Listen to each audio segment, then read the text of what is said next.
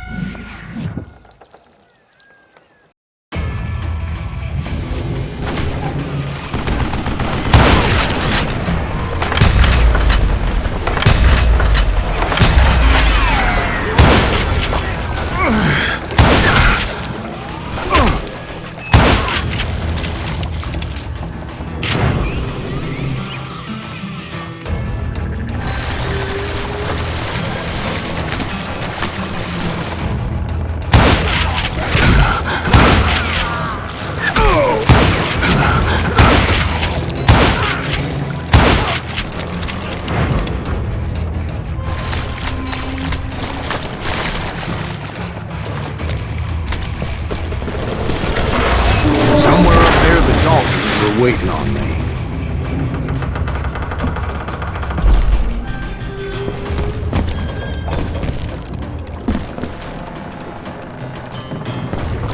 Better hide.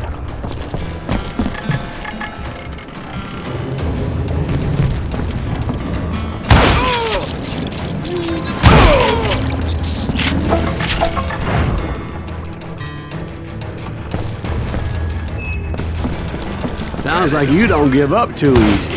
That's the kind of man I am, Ben. I set out to do something, I do it. Surrender just ain't in my nature. Plus, I'm stubborn as hell.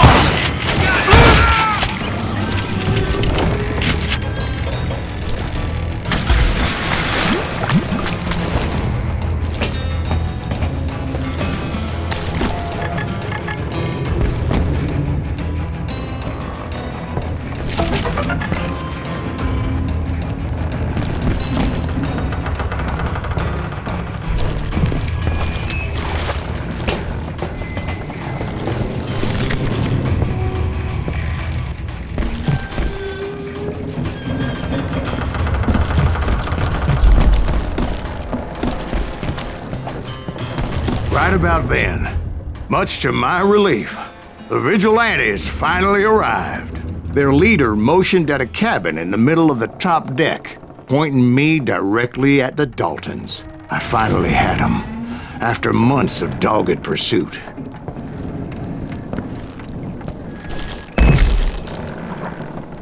But it turned out that they had me.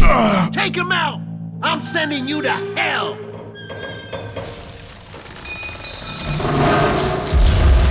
The Daltons had played me like a fiddle.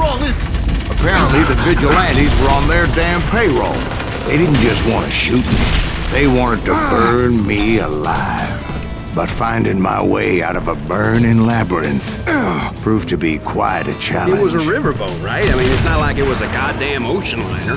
Well, yeah, but I was in a fight. Launch next year? Largest one in the world. You're talking about the Titanic. If you ask me, it's too blessed dead. I don't think it'll even explode. So anyway... Don't be stupid, Steve. They know what they're doing. They say that the Titanic is unsinkable. Oh, God. But getting back to that steamboat, how'd you get off it, Mr. Greaves? I took in a lot of smoke that day, so I admit my recollection might be a bit hazy. but somehow I managed to finally disembark. I was coughing up smoke and pretty damn pissed. I was done playing games with those boys. It was time to settle this once and for all. Somebody kill that fucker!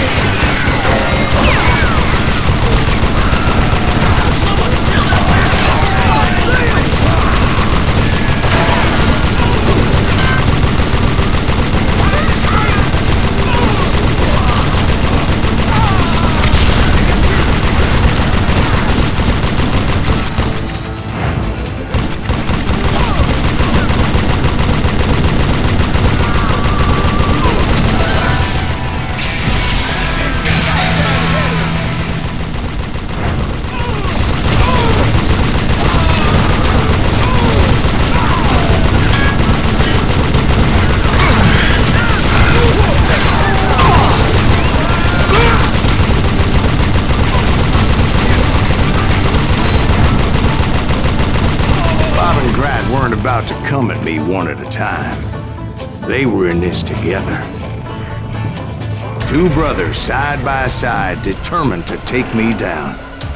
Confident that this time the odds were on their side.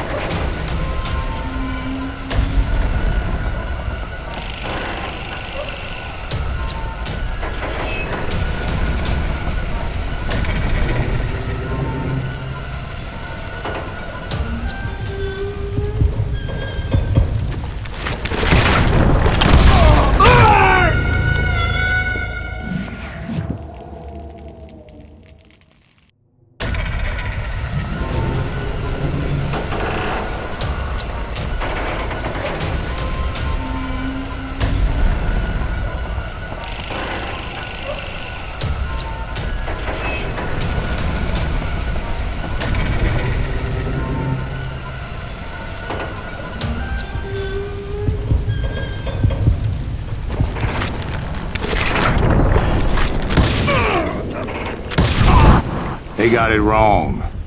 A sad end for those two. If they'd only known that Emmett was still alive despite his wounds. Paroled 14 years later, he moved to California and sold real estate and lived off the legend of that fateful day. And the tragic death of his two brothers.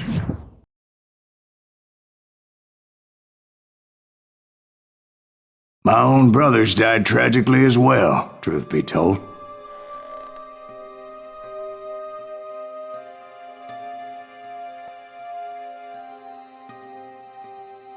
It was 1868, and me and my older brothers were pulling a tidy profit running cattle into Juarez, Mexico.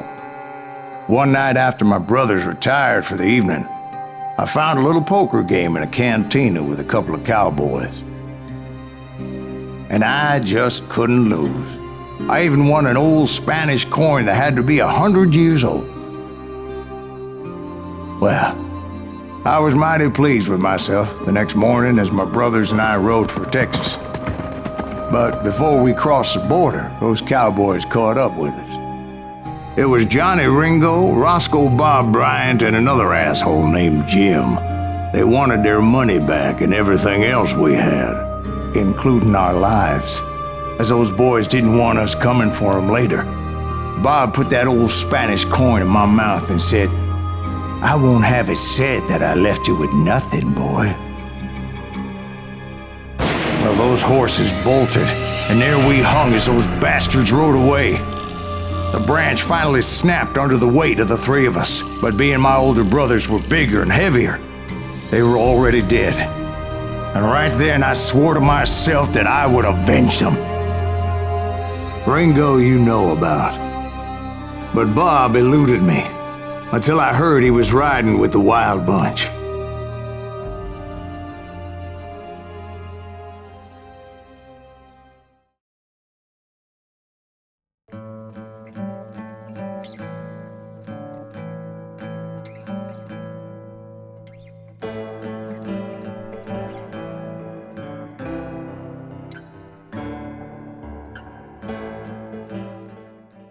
I'd been on their trail for months, ever since they left their hideout in the Bighorn Mountains.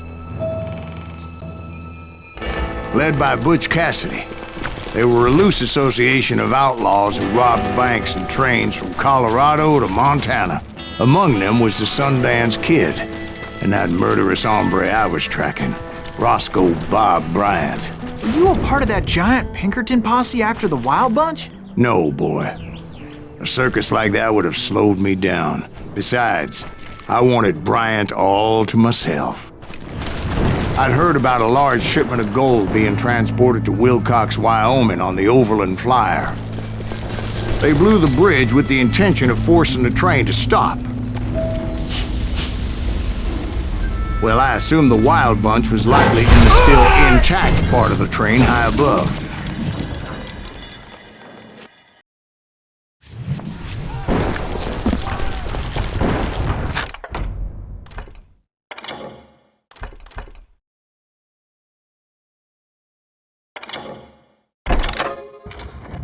So I had no choice but to make my way up through the passenger cars dangling down. I was determined to make that sumbitch Bob pay for what he did to my brothers.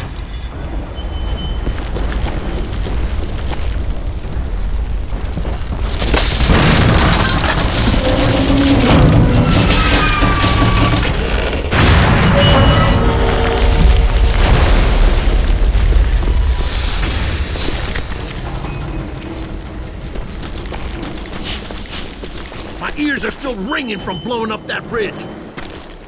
What'd you say? Well, I made my way off unscathed and came upon a few members of the gang and had no choice but to dispatch them. From there, I had to negotiate an even more precarious route. But first, I would need to get my ass out of there.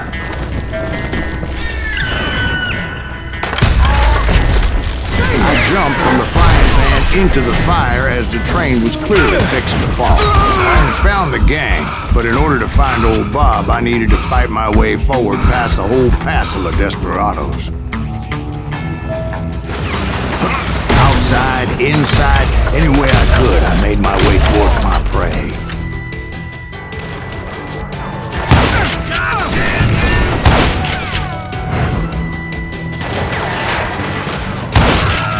Well, what about the passengers? It was mostly a freight train, as I recall. There were no passengers aboard that day.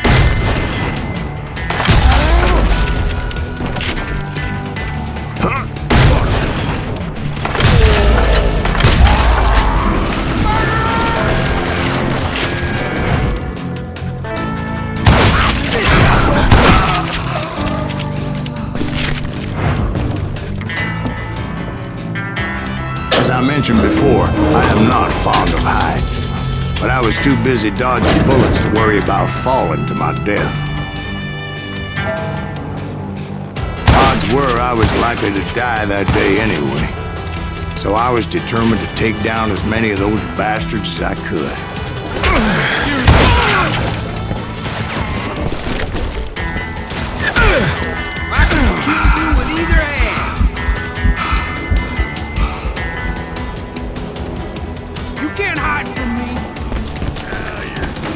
At times, it was like shooting ducks in a shooting gallery. The only difference is these damn ducks shot back.